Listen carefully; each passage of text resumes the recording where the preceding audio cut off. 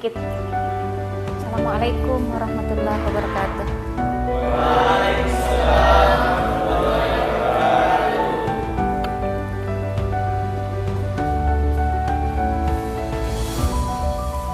Apa kabar semua adik-adik?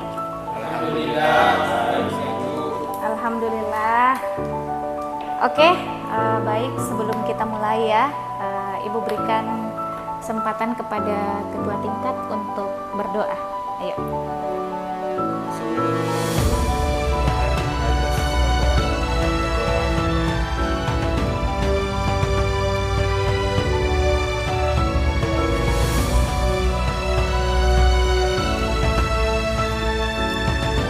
Salatu wassalamu ala asyrafil anbiya'i wal mursalin sayyidina Muhammad wa ala alihi wa sahbihi ajma'in, amma ba'd. Alhamdulillah, puji syukur atas kehadirat Allah Subhanahu wa taala karena atas berkah, rahmat dan hidayahnya pada kesempatan hari ini kita masih diberikan kesempatan untuk berkumpul di tempat yang insya Allah mubarakah ini.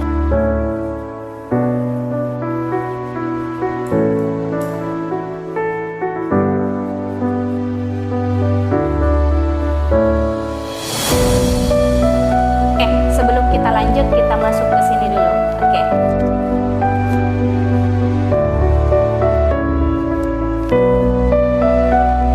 Maju untuk akses dan silakan di-download untuk siswa yang belum punya LPS.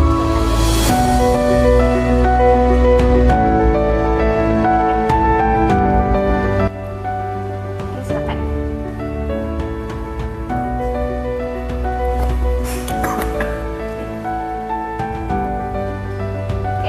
Sudah ya?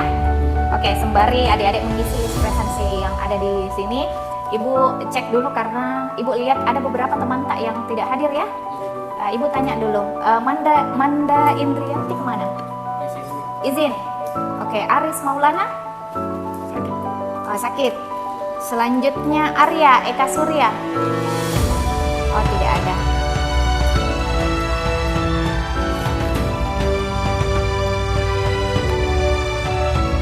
Lanjut pada materi, kita akan bahas dulu deh ya, kemampuan apa yang diharapkan setelah adik-adik mengikuti pertemuan pada kesempatan ini. Nah, di sini dijelaskan bahwa mahasiswa mampu membuat dokumen gugatan permohonan untuk beracara di pengadilan agama ya. Di sini nanti adik-adik itu dituntut untuk adik-adik mampu untuk membuat atau menyusun surat gugatan dan permohonan ya, yang ditujukan ke pengadilan, baik itu pengadilan agama, pengadilan negeri ataupun pengadilan yang lainnya ya, seperti itu. Nah, di sini ada materinya, kita akan bahas terkait dengan perbedaan gugatan dan permohonan, prosedur pengajuan gugatan dan atau permohonan, penyusunan gugatan permohonan, penentuan biaya perkara panjat. Nah, ini ya. Ibu izin untuk berdiri ya. Oke. Kita lihat di sini pentingnya memahami hukum acara di pengadilan agama. Sebelum Ibu lanjut, ada yang tahu apa itu acara? Acara. Prosedur ya. Acara itu adalah prosedur. Ya. Nah, kita lihat apa pentingnya adik-adik memahami hukum acara itu sendiri di pengadilan agama. Ya, di sini memahami hukum acara di pengadilan agama adalah kunci untuk mahasiswa hukum keluarga Islam. Nanti adik-adik setelah keluar dari sini kan gelarnya SH ya. Jadi adik-adik tentu di masyarakat mengetahui bahwa adik-adik itu paham dengan kasus-kasus yang ada di pengadilan agama ya.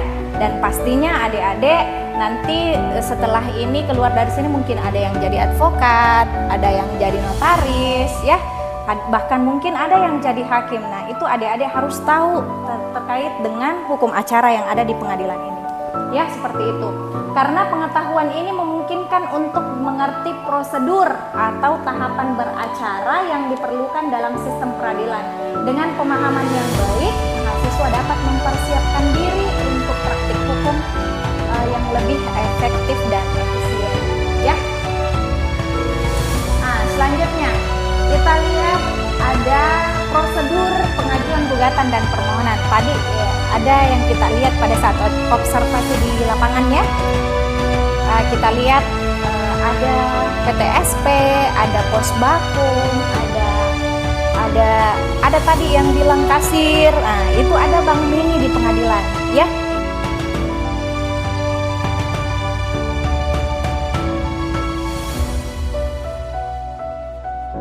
Ya, kita masuk dulu di sini. Apa perbedaan antara gugatan dan permohonan? Ada yang bisa jelaskan?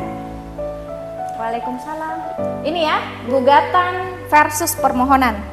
Gugatan adalah permintaan resmi ke pengadilan agama, ya. Lihat deh, gugatan dan permohonan itu sama-sama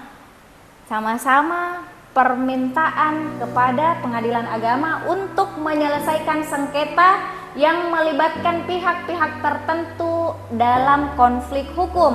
Sedangkan permohonan merupakan permintaan untuk mendapatkan izin atau keputusan dari pengadilan tanpa adanya sengketa yang harus diselesaikan. Nah, Ibu kasih contoh ya. Kalau gugatan, biasa ya dengar cerai gugat, cerai talak ya. Nah, kalau misalnya gugatan ini yang kita masukkan ke pengadilan agama, berarti ada sengketa. Ada ya, ada sengketa di dalamnya. Nah, selanjutnya kalau permohonan, contoh kasusnya Ibu berikan contoh itu permohonan isbat nikah ya, yang sebelumnya mereka laki-laki dan perempuan ini melakukan pernikahan di luar pencatatan dari KUA, itu ingin disahkan perkawinannya, ini lewat permohonan ke pengadilan agama, namanya apa? Isbat nikah. Nah, cocok. Oke, lanjut ya. Tahapan pengajuan perkara di PTSP. Ini harus sistematis deh ya. Diserahkan dulu surat gugatannya ke pengadilan agama. Setelah diserahkan surat gugatannya ke pengadilan agama, itu baru dicatat ya. Nanti setelah itu berikan nomor registrasi pendaftaran, itu baru diberikan SKUM. SKUM itu adalah surat kuasa untuk membayar ya. Surat kuasa untuk membayar kemana? Ke bank ya, ke bank. Nanti dibayar ke bank, setelah bayar ada bukti yang dibawa, kembalikan ke pengadilan agama. Setelah dikembalikan ke pengadilan agama, barulah gugatannya dimasukkan ke dalam buku register perkara ya. Dua deatan ini ada 3 poin penting ya yang adik-adik harus ingat. Ada identitas para pihak, ada posita dan petitum ya. Nah, ini syarat gugatan, syarat formal dan materialnya gugatan ya. Kalau syarat formal itu tempat dan tanggal pembuatan surat itu harus jelas, di mana materai, dibubuhi materai dan tanda tangan ya. Kalau tidak ada itu berarti batal demi hukum ya. Selanjutnya syarat material, identitas para pihak, posita, petitum. Posita ini biasanya latar belakang ya, yang diungkapkan secara historis dan sistematis dalam surat gugatan yang menjelaskan bahwa seperti ini kejadiannya ya, seperti itu. Nah, kira-kira kalau misalnya tidak ada identitas para pihaknya, ini bisa tidak diterima di pengadilan agama? Tidak bisa deh ya, karena tidak jelas di situ, tidak jelas bahwa siapa sebenarnya yang berperkara di sini, toh? Oke, selanjutnya harus dijelaskan secara runut dan sistematis di dalam gugatan ya. Kalau permohonan tidak mesti harus ada ini ya. Nah, selanjutnya petitum, permohonan kepada pengadilan ke pengadilan, baik itu pengadilan agama maupun pengadilan ya. Nah, ini petitum berisi permohonan konkret kepada pengadilan yang harus jelas dan spesifik agar pengadilan dapat memberikan keputusan yang sesuai apa yang kita mintakan ke pengadilan. Biasanya ada ya istilahnya, dimohonkan kepada pengadilan agama untuk membebankan biaya perkara kepada pihak tergugat. Biasa kan kita dapat seperti itu ya. Nah,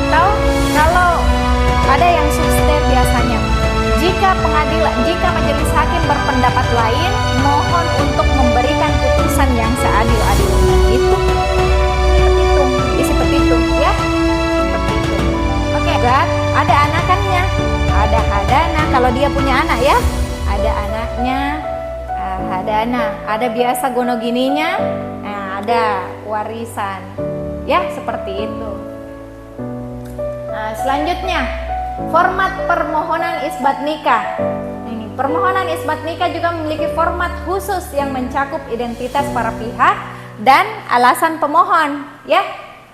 Hal ini penting untuk memastikan bahwa permohonan dapat diproses dengan baik oleh pengadilan. Oke. Nah, ini tadi yang Ibu maksud. Harus ada biaya perkara, ya. Biaya perkara mencakup semua biaya yang dikeluarkan selama proses pengajuan perkara di pengadilan. Ini termaksud biaya pendaftaran, biaya pemanggilan, itu tadi biaya panggilan oleh jurusita ya ke alamat yang penggugat. Selanjutnya pihak-pihak yang terlibat. Nah, pihak yang terlibat ini biasanya ada saksi ya. Kalau kita perkaranya melibatkan saksi, ya itu di pengadilan agama itu ada istilahnya layanan prodeo ya. Layanan prodeo ini dikhususkan bagi masyarakat yang kurang mampu. Ini ada ketentuan-ketentuannya deh. Ada surat keterangan dari kantor kelurahan bahwa memang benar-benar yang bersangkutan ini itu masyarakat yang kurang mampu ya. Biasa poin utama dalam beracara di pengadilan agama. Ini, memahami prosedur beracara di pengadilan agama adalah langkah krusial bagi adik-adik sekalian sebagai mahasiswa hukum keluarga Islam yang untuk pelajari perbedaan antara gugatan dan permohonan, tahapan pengajuan perkara, serta penyusunan surat yang tepat. Dengan pengetahuan ini, mahasiswa dapat berperan aktif dalam proses peradilan dan menegakkan keadilan hukum. Ya. Oke, apa integrasi moderasi beragama dalam praktik hukum? Nah, kita menghormati hukum dan konstitusi sekaligus menjaga nilai keislaman, ya. Selanjutnya ini adalah cara hukum Islam berfungsi sebagai rahmatan lil alamin, ya. Rahmat bagi seluruh alam, menyelesaikan masalah dengan cara damai, adil dan bermartabat, ya, seperti itu. Oke, selanjutnya kita masuk pada evaluasi pembelajaran. Sebelum Ibu masuk ke evaluasi pembelajaran, adakah dari adik-adik yang ingin ditanyakan? Silakan. Saya, Bu. Oke. Baik. Assalamualaikum warahmatullahi wabarakatuh. Waalaikumsalam warahmatullahi wabarakatuh. Perkenalkan, nama saya Ahmad Fadil. Jadi ada beberapa tadi perbedaan yang sudah dijelaskan oleh Ibu, Ya. perbedaan gugatan dan permohonan. Jadi yang ingin saya tanyakan, apa perbedaan mendasar atau poin penting yang langsung menuju antara perbedaan gugatan dan permohonan tersebut? Oke. Pertanyaan yang lain? Oke, silahkan. Waalaikumsalam warahmatullahi wabarakatuh.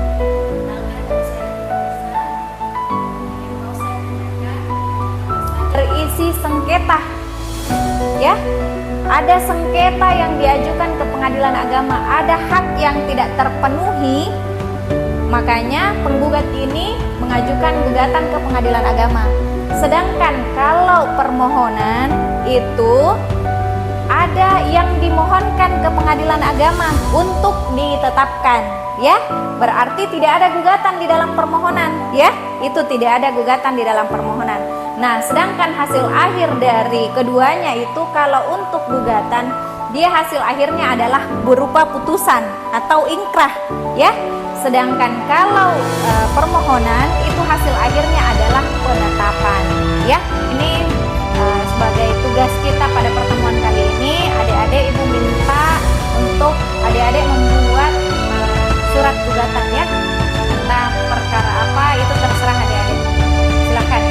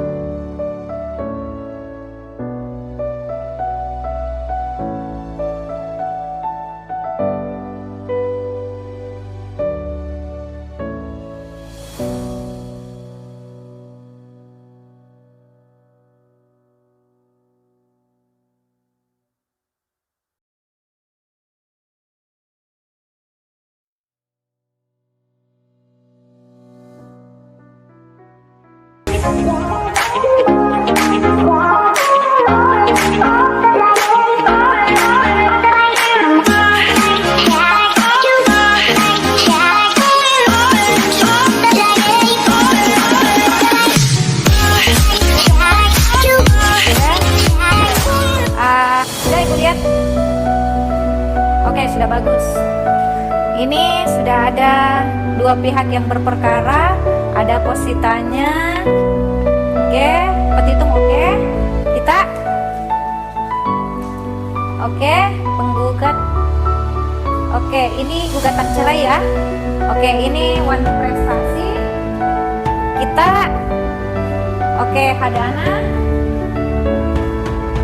Oke, saya kira sudah bagus semua deh ya. Nah, di akhir pertemuan ini kita lihat, silakan adik-adik mengisi presensi akhir dan evaluasi pembelajaran kita pada hari ini. Silakan.